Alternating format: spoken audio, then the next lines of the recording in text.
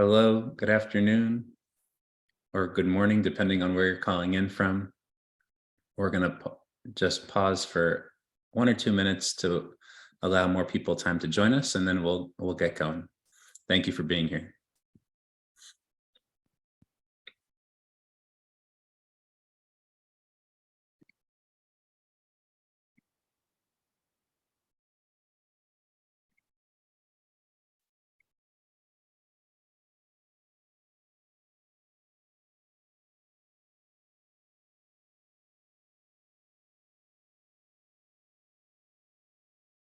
In the chat, you can add where you're calling in from and the organization that you are a part of.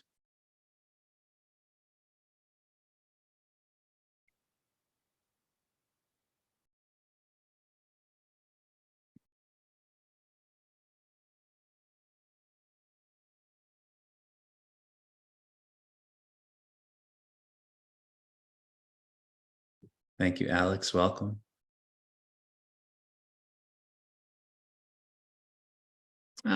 Saskia, you're in Philadelphia with me. All right. Hi, Christopher. In Atlanta. All right.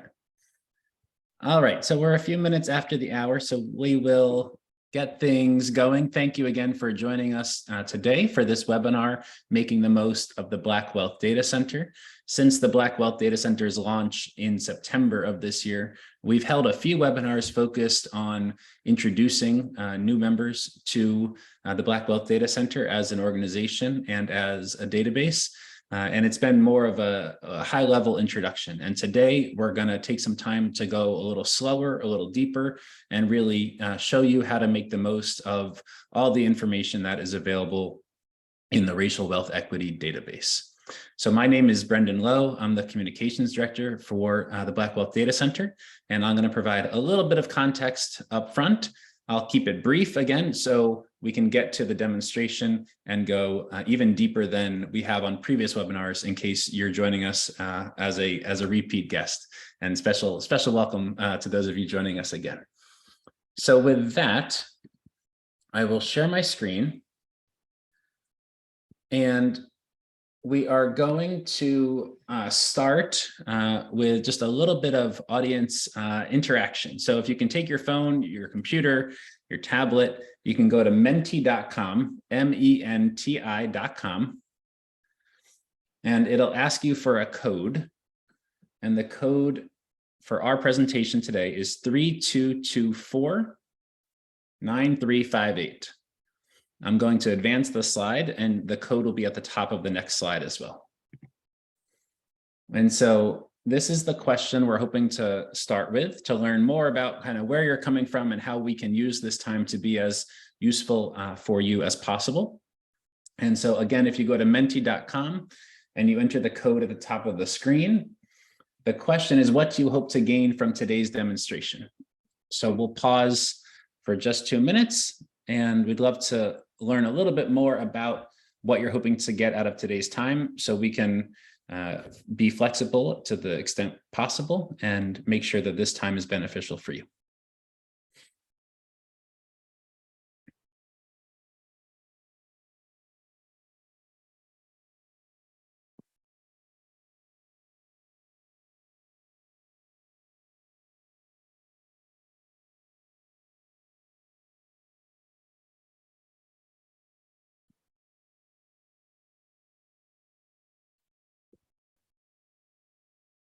All right, so we're seeing more about how the database can be used for possible stories, how data can be used for market research, to help small Black businesses, how to download data.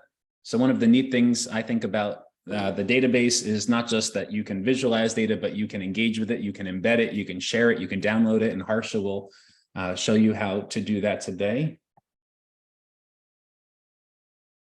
Okay, and then a real specific case, someone who's doing a report. And so we will be looking to be as helpful as possible with as many of these use cases as possible. And then we will be available afterward as well if we are not able to fully address the questions today.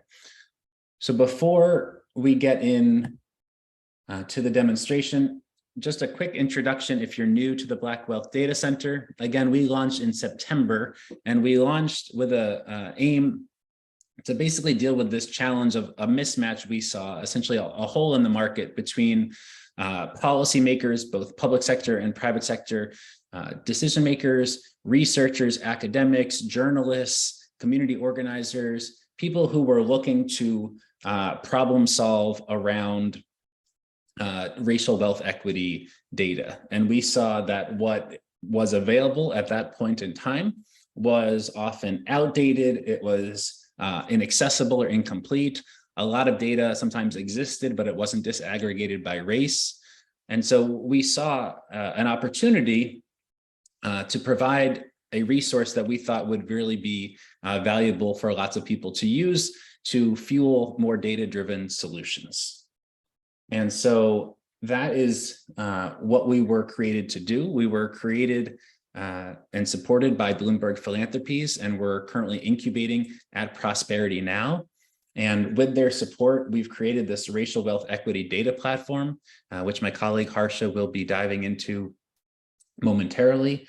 And additionally on the site, and we're not going to spend as much time on this today, but there are additional tools and resources. There's a resource library with nearly 100 articles that provide greater context for the data that's available on the site.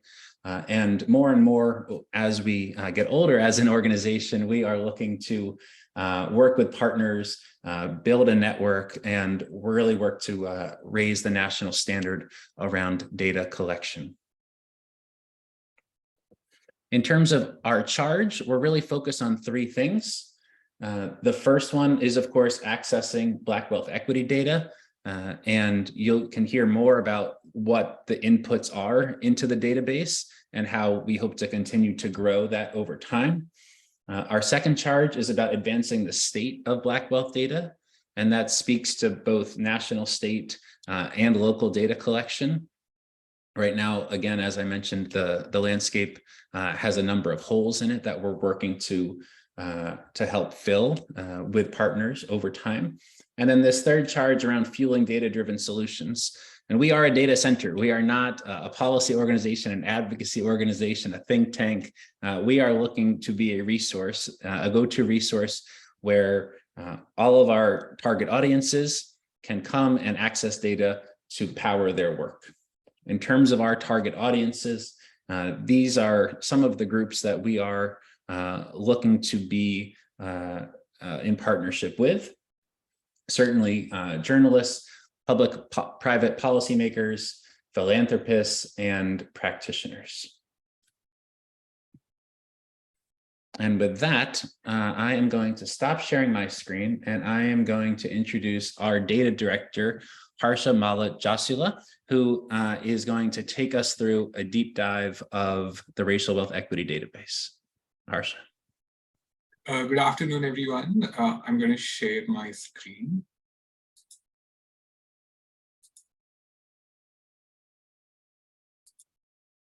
Can everyone see my screen okay? Yes. Thank you. So when you come to our Explore data pages, the first page that you see is the Explore data introductory page. The Explore data pages sit as an interface to our racial wealth equity database. The Explore data pages are organized in topic areas: assets and debt, business ownership, education, employment, home ownership, and population demographics. When we built our Explore data pages, we wanted them to be intuitive, trustworthy, and easily accessible and interactive. So let's start with the assets and debt page. And we will do a deep dive and spend some time looking through all of the visuals in this page. When you come to each of our Explore data pages, the data is organized starting at a national scale and all the way down to a local scale. If you're just interested in local scale and want to know what's happening in your community, you can just click on local and it'll directly navigate you to where the local data maps are. Each of our Explore data pages also comes with a data methodology that talks about the data sets that we use, the transformations that the Blackwell Data Center had to make, and like some of the limitations with the data that we are using. For this demo, let's start from the national level and go all the way down to the local level. So the first chart that you see at the national level in our assets and debt page is a time series chart. The information starts at 2007 and goes all the way till 2019. The data for this chart is coming from the Survey of Consumer Finances, and it's a data set that's published by a US Federal Reserve. For each and every visualization that we have, the data source and the data source publisher are listed in the caption right underneath the charts. So in this chart, there are 3 parameters. These parameters are average total assets, debt, and net worth. If you are interested in knowing like what the average total assets are for Black households, in 2019, the average total assets for Black households at a national level were $207,000. If you want to see what that number was way back in 2007, it was $270,000. So for Black households, from 2007, which was just the year before the Great Recession, till 2019, they've seen a reduction in their average total assets from $270,000 in 2007 to about $207,000 in 2019. Now you can also see what's happening with debt. You'll see that Black households have the lowest amount of debt. They also had the lowest amount of assets in the previous chart. So going back to debt, in 2019, Black households on an average at a national level had a debt around $84,000. And in 2007, the debt was around $108,000. So like when you point at each of the marks here on this axis, a tooltip pops up. So right now the tooltip is showing information for Black households, and you know that because we have a legend here that tells you what color is for each of these households. Similarly, if you're interested in Hispanic households, you just place the tooltip across the purple line and it will give you the year, the race, as well as the actual value for Hispanic households. Let's see what's happening with net worth. So net worth in 2019 for Black households was around $142,000. And for white households in 2019, it was $981,000. In 2019, white households approximately had 8 times the net worth of Black households. So these are the 3 parameters, but each of these parameters comes with a set of filters. So the filters that we have available for this chart are the highest levels of education, sex, and age. So let's look at highest level of education. I'm going to unclick the all button and see I'm interested in those who have a bachelor's, master's, or a doctorate degree. So I will select all 3 of them here and click on the apply button. And you see that the data changes now. And you see that like for Black households, the net worth increased when we were just looking at households that have a bachelor's degree, master's degree, or a doctorate degree. Now, if I also want to see this for like Black women, I will select the female option here. And then you see that for Black women, the average net worth for those that have at least a bachelor's degree and above is $133,000. What does that look like for Black men? I'll select the male option. And then for Black male, that value was $379,883,000. Similarly, you can also select an age group that you're particularly interested in. Let's look at between 35 and 44 here. And you'll see that the values change based on the age group that you select. So these are the various filtering options that are available for the chart here. So this is at a national level showing trends for average total assets, debt, and net worth. The next chart that you see here is a bar chart. So it shows you what types of assets or what types of debt households actually have. So this data is again coming from the Survey of Consumer Finances. This is for the year 2019. And again, we are looking at a nationwide scale. So here you can select from all the way from 25th percentile to the 99th percentile. And we also have median and average. So the default selection is total assets. And let's see how the total assets look for those households that are at 25th percentile. Again, so the total assets for those at the 25th percentile for Black households is around $8,700. But for white households, that is around $87,500. If you look at median, you again see that the values increase, but you see the disparities between Black households and white households here.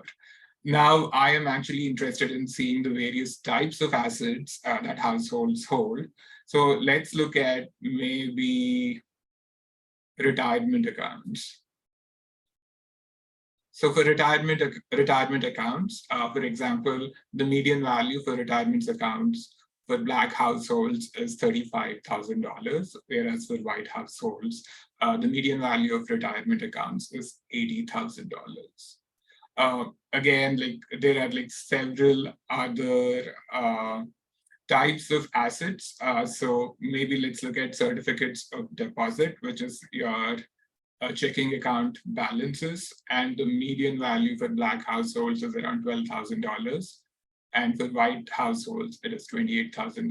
So as a user, you can pick each of these types of assets that you're interested in and select either median, average, or the percentiles that you're interested in and see how the values change for households by race. The bar chart below it is similar to what I've shown before, but instead of assets, it talks about the types of debt households have. So let's look at, for example, credit card balances. So and we are looking at the measure average. So on an average, Black households have credit card balances close to $4,000. If you want to look at the median value, you can pick median again, and you see that Black households have a credit card balance of $1,300 as the median value. Let's look at the debt secured by primary residence, which is your mortgage debt. And the median value for Black households is around $116,000. And finally, if you want to look at what the median value for student loans are for Black households, you can look at education loans, and it's around $30,000 for Black households. There was a question around the ability to download data. As of now, the ability to download the data that powers all of these visuals is not available, but we plan to make it available in future releases. But there is a download button for each of our visualizations. And when you click on the download, you can either download the visual as an image, as a PDF, or as a PowerPoint. So these are the three download options that are present. So right now, these are the two charts that we have at a national level that provides context and set stage for you as a visitor to understand what's happening with assets, debt, and net worth at a national level. The next chart that you see is a map. This map provides, again, information for the same parameters, assets, debt, and net worth, but at a state level. So, and again, like we have two measures, median and average. For the sake of this example, like let's pick one state. So I'm going to click on the state of Ohio. Once I do that, the information for that state of Ohio populates in the table below. So right now, we've chosen assets as the measure. We can also choose debt, and the value should change. Now it's $30,000, and then we can also choose net worth. And the value changes for Ohio. Now, if you're interested in comparison of two states, I do a control click. And now I am also comparing Ohio against Michigan, which is one of my neighboring states. You will notice that the race is set to all. And again, this visualization comes with 3 types of filters. So the first filter is race. It's set to all. Let's choose black.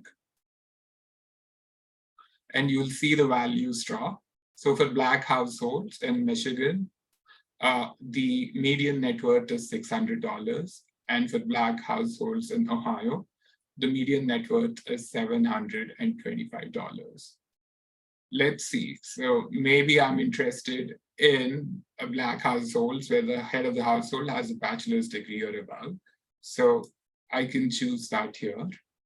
And then you see the values change between Michigan and Ohio for black households that have a bachelor's degree or above. Similarly, you can choose female or male. So if you want to look at female, so this is information for like black households between Michigan and Ohio. And again, you are able to click on the download button here and like download this map along with the table here as an image, PDF, or a PowerPoint presentation. So finally, we have a set of 3 local maps. We understand the importance of having actionable information at a local level. So here we have indicators of either wealth, accumulation, or extraction. The first one is the percentage of population in poverty. The second one is the percentage of income spent on rent. And then the third one is the percentage of owner-occupied homes. All of the data for our local maps in this assets and debt explore data page is coming from the American Community Surveys. So here we provide 2 geographic levels, one at a county, which is the default that you are seeing, and the other at a zip code. So I can show you county filters in this map, and then in the next map, I can show you the zip code filters. So when you select the county, make sure you click on the county filters. So there are 2 county filters.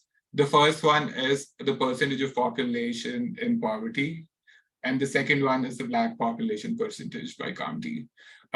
As you interact with our site, you will see that like for almost every map that we have, we do provide a Black population percentage by county. So this is a slider. It starts at 0 and goes all the way till 87.8. So let's see if I'm only interested in counties that are majority Black. I can slide this slider all the way to 50%.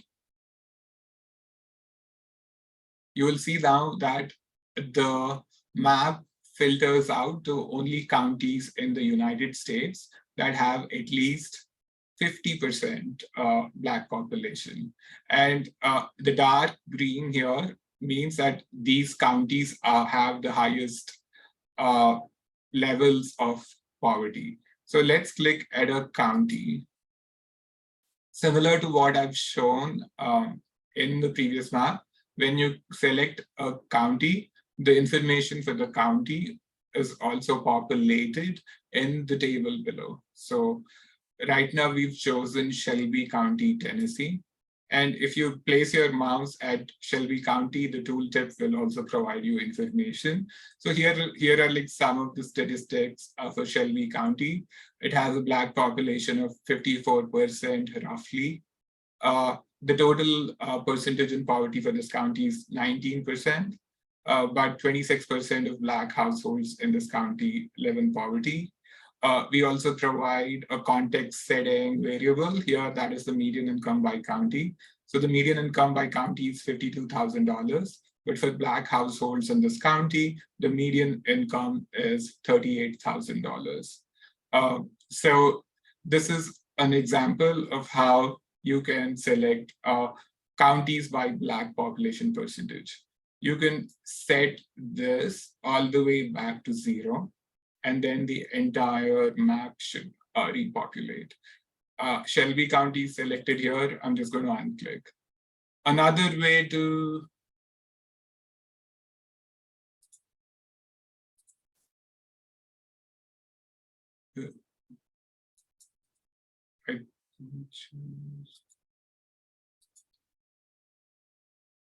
I'm just going to try and close this again. I'm not sure what's happening here. I think I might have zoomed in to.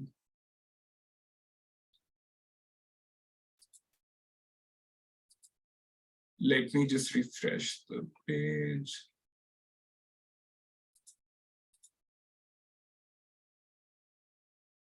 Sorry about that.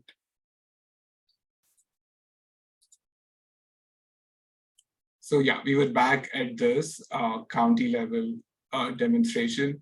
So another way to look for a county is I would go for the search bar here and type in Shelby County. That's what we saw. And so the search bar actually like populates all the counties that have the name Shelby.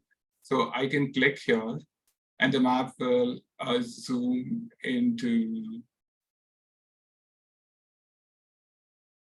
Let me zoom out a little bit. It should zoom into Shelby County.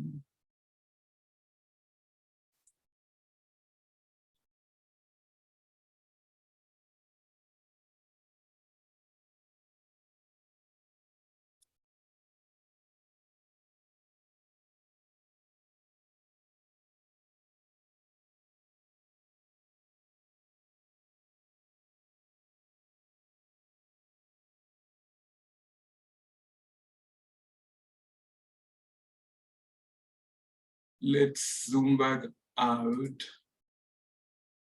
So like anytime you zoom in, you can zoom back out by clicking the home button. And let's type Cleveland, Ohio.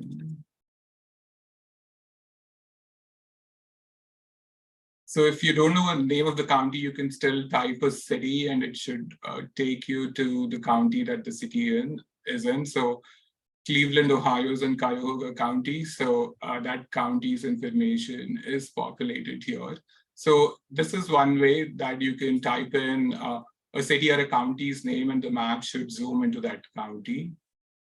Just going back to the home, again, showing county filters here. There is also a drop-down menu here. If you want to like use the drop-down menu, I would unclick the all button and type in a county name here. So now I'm again typing into the Cuyahoga County in Ohio and I click apply. And the map will show you where Cuyahoga County is. So this is another way to select a county. And then the information for that county is populated in the table below. So this is like how you would like explore our county level maps. So here I'll show you an example of how to explore the zip code level maps. Here we are looking at percentage of owner-occupied homes by race and ethnicity. So now I'm going to, everything's already pre-selected to county, but I'm going to select zip code here.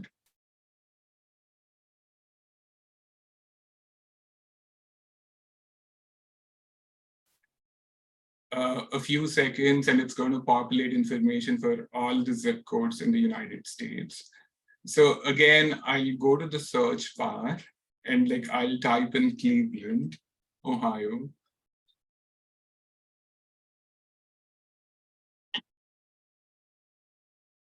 And now it's going to show me information for all of the zip codes in Cleveland, Ohio. So for example, like let's look at 44114. I'm going to click on it.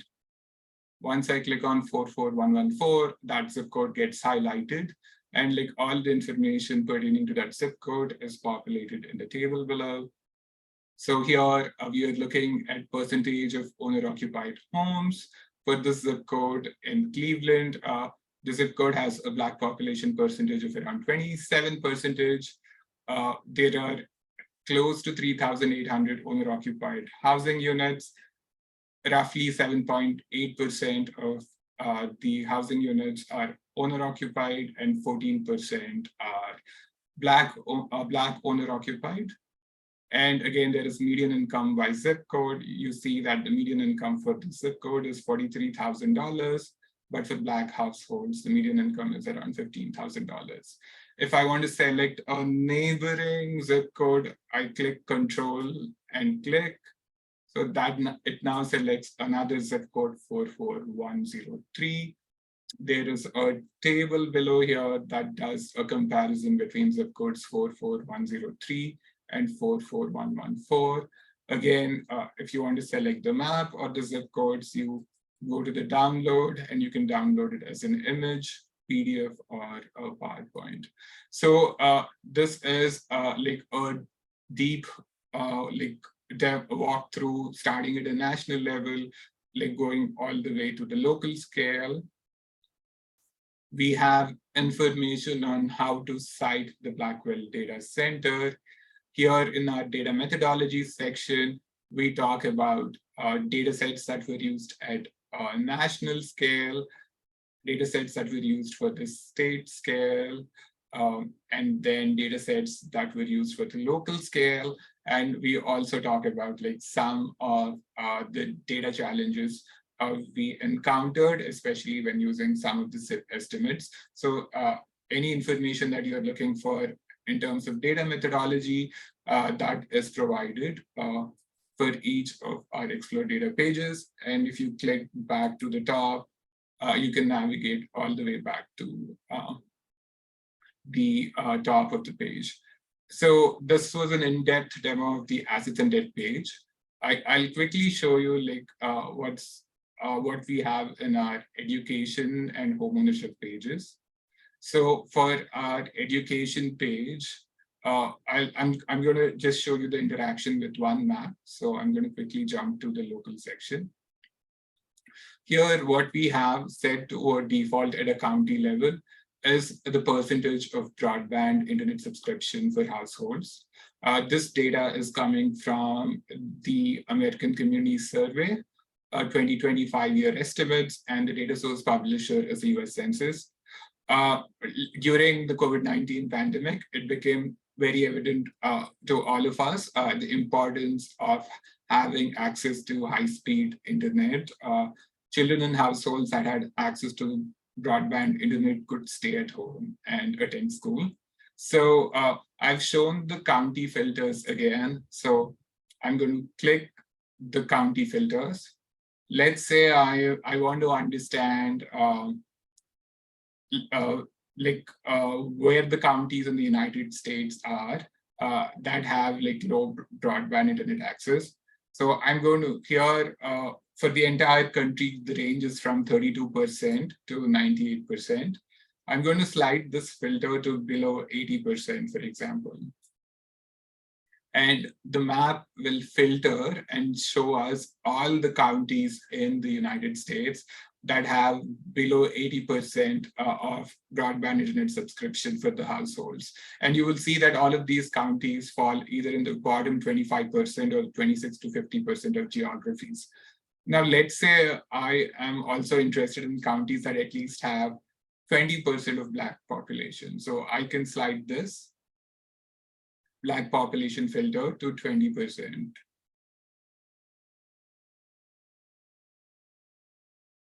So right now it's set to 18.6%, but you can slide it to 20. Right now it's at 20. So it now filters all the counties in the United States to show me counties that have at least 20% Black population and less than 80% in broadband internet subscription rates. One of these counties is Madison County in Florida. So let's see what the numbers look like.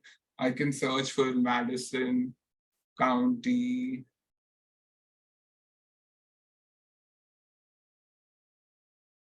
Florida, and it pops down. I just click on it. And here you can, it zooms into Madison County. And here are the numbers for Madison County. It has Black population of 38%. Percentage of households with broadband internet subscription is 66.8%. And if you break it down by race, Asian households have broadband internet subscription at 100%, Black households at 55%, Hispanic households at 63%, and white households at 75%. And if I want to zoom back out, I just click the home button here. And then I get the entire map. And I can reset these filters to 0.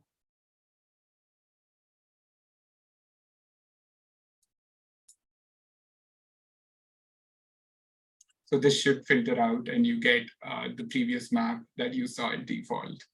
So this was an example of broadband internet access in our education page. And finally, I'll quickly go to our home ownership. And again, I will jump to the local section. And here is another map. This map is called the Social Vulnerability Index map. The Social Vulnerability Index is a score that is calculated by the Centers for Disease Control, and it tells you how each county in the United States is expected to withstand shocks and stressors caused by environmental, infrastructure, or economic disasters. So what we have here in this graph here on the x-axis is the Social Vulnerability Index. The score starts at 0 and goes all the way till 1. So if the score is low, your susceptibility or your vulnerability is low. And if the score is high, then that county is highly vulnerable to environmental or infrastructure or climate-related shocks. On the y-axis, we have the percentage of Black owner-occupied housing units. So, if you're interested in trying to understand the impact of climate change and social vulnerability, primarily in Black majority communities, I would focus on the second quadrant here, the one that I'm circling through my mouse. Here, all of these are counties that have relatively high to very high social vulnerability, but also have high population of Black households living in this country. For example, let's look at Macon County here in Alabama. I can also click at this dot here, and it shows you where Macon County, Alabama is on the map, and it populates the information for Macon County. You see that Macon County has a social vulnerability index of 0.9, Black population percentage of 82%, and then around 77% of the owner-occupied housing units in this county are Black owned. Let me unclick this. And it should populate the map. I think like there are some like Wi-Fi issues. So let me go back up and refresh.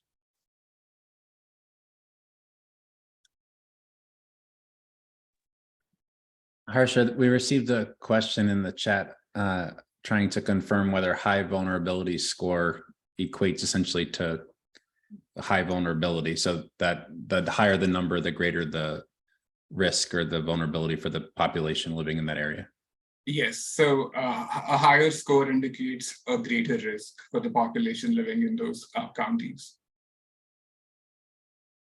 And like finally, like in the last few months, Jackson, Mississippi has been experiencing like water infrastructure crises.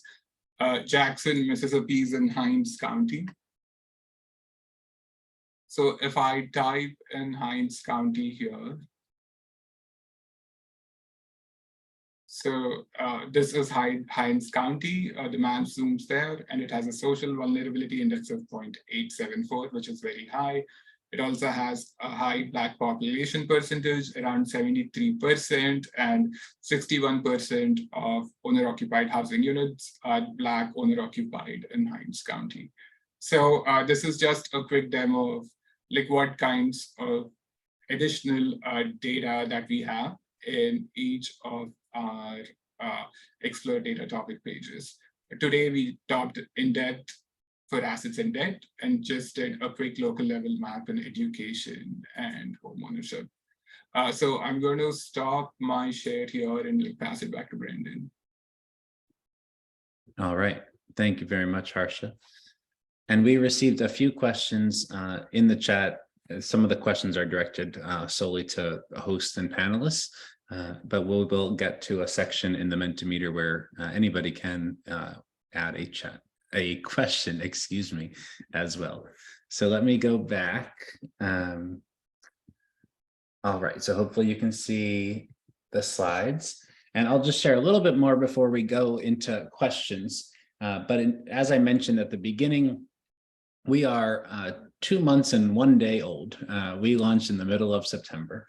And so we are just getting started. In the coming weeks, we will be releasing new tools on the site so that you can find additional ways to access the data that is currently available. We will also be adding new features over the coming weeks and months to kind of add further context and try to increase the comprehensiveness of the data that is available. We expect to be doing a lot of this work in partnership with additional organizations. And if you are interested in partnering with us, we'll share contact information later in the presentation. We would love to hear from you and explore different ways that we can work together. So if you're looking to email us, the simplest way is info@blackwealthdata.org. And we are also on social platforms. You can sign up for our newsletter if you haven't already at blackwealthdata.org/connect. And so we'd love to go back now to Mentimeter and continue the conversation. So again, on your computer, tablet, phone, you can go to menti.com and use code 32249358. I'm going to move the slide forward. Again, the code will be at the top of the screen. So there it is, menti.com, and the code is 32249358. This first question where we'd love to hear from you is about looking ahead. We're nearly at the end of 2022. So as you start to look ahead into the new year and your work forthcoming, how can some of the resources that Harsha just took you through, how might they be able to support your work in the coming year? The other piece of that could be, well, the Blackwell Data Center, it has a lot of potential, but it doesn't have maybe this particular set of data that would be helpful to support my work. So if the Blackwell Data Center wants to support my work, they could add data around climate, for example, is a topic that we hear a bunch about. So we'd love to hear from you. Again, it's menti.com, MENTI, and the code is 32249358.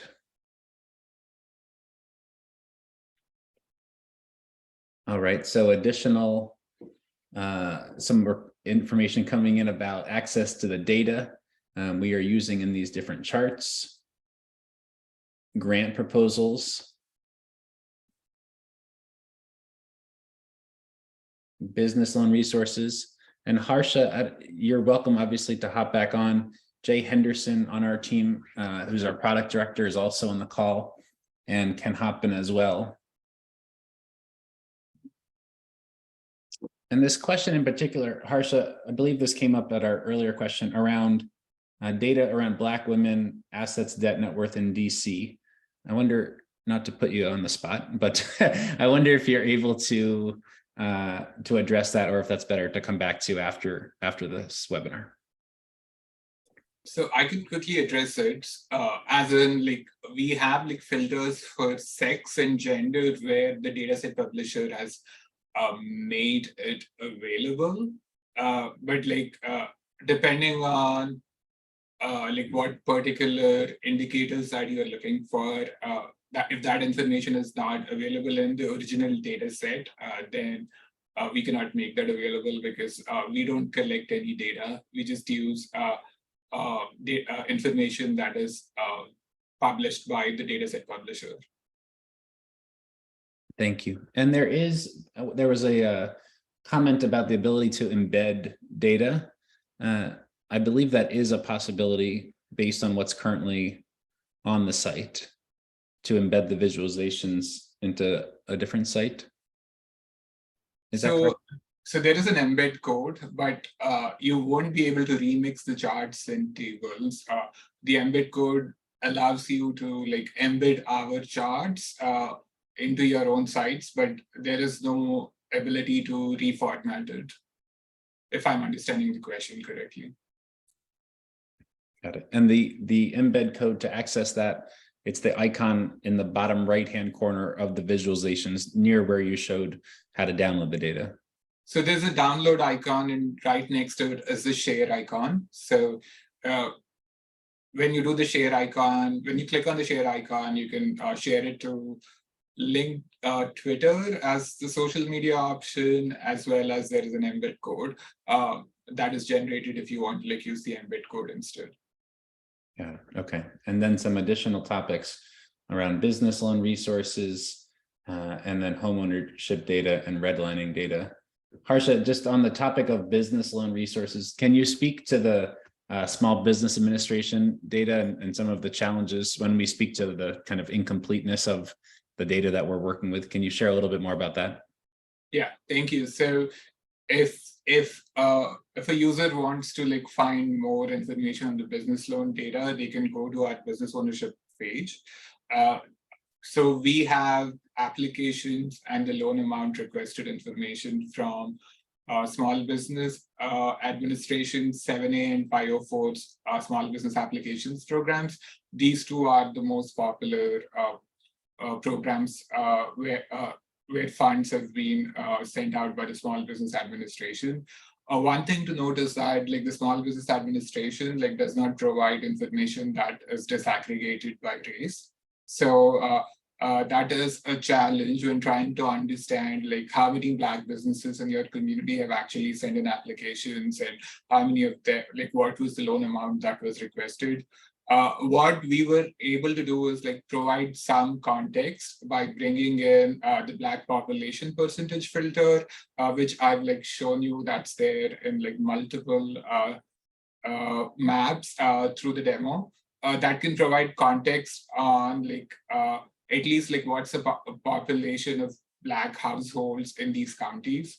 So maybe even if you don't know like the amount of money requested by Black businesses in your community, you can at least like look at majority Black communities by sliding the Black population percentage filter and see how like majority Black communities have been faring compared to other communities in terms of sending in applications for small business loans, and like also the loan amounts that they have requested. Thank you. So in our employee, sorry, I just saw a note around insurance and healthcare data. So Yeah. we don't have like a lot of information on healthcare data, but we do have information on health insurance rates broken down by race. That information is available in our employment page. Thank you. And then another comment just came in, how it would be helpful to have the ability to drill down on business formation data based on different geographic information, and referencing the social vulnerability index and newly formed businesses. So we do have business formations in our business ownership page. Again, like the business formations data is not broken down by race. So all we have is the number of businesses that were formed in the last 10 years for a given county. I think it drills down to a county level and a zip code level. But for a given geography, like we know the number of businesses that have formed over the last 10 years, and we are able to share trends. And when we, oh, go ahead, Harsha.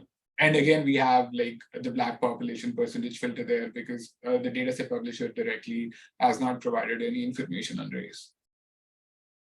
And I was just going to add that some of what Harsha is sharing are examples of the limitations that exist and what we're trying to shift when we talk about creating and raising a standard for data collection here. One more question. These are terrific comments that we are getting, and a lot of food for thought for us as we move forward into the new year. Just any additional questions, anything that we haven't touched on, anything that would be helpful to hear from us either now or something that you'd like us to chew on as we continue to add features and data to the site. Please feel free to add anything here. You can also, again, email us at info@blackwealthdata.org if you're interested in partnering or want to add a comment for a slightly less public audience. But we'll take another minute and just see if any additional questions come in that we can help address.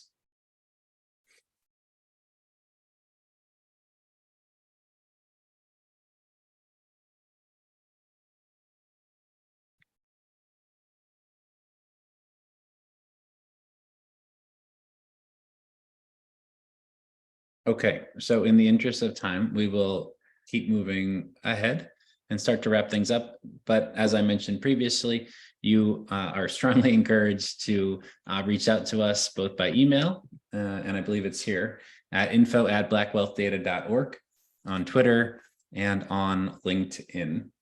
You can also subscribe to our newsletter and learn about additional webinars, additional product and features that we are releasing on the site.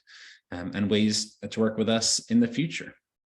And with that, I will thank you for coming, for engaging with us, for sharing all these thoughtful ideas and ways that we can continue to make the platform as useful and helpful to you as you engage in the work that you do. So thank you for your time, and we will make sure to follow up with you with a link to the recording. I believe a survey will pop up once we close the call. We would certainly appreciate your feedback there. For now, hope you have a great rest of your day, and thanks again for your time. Bye now.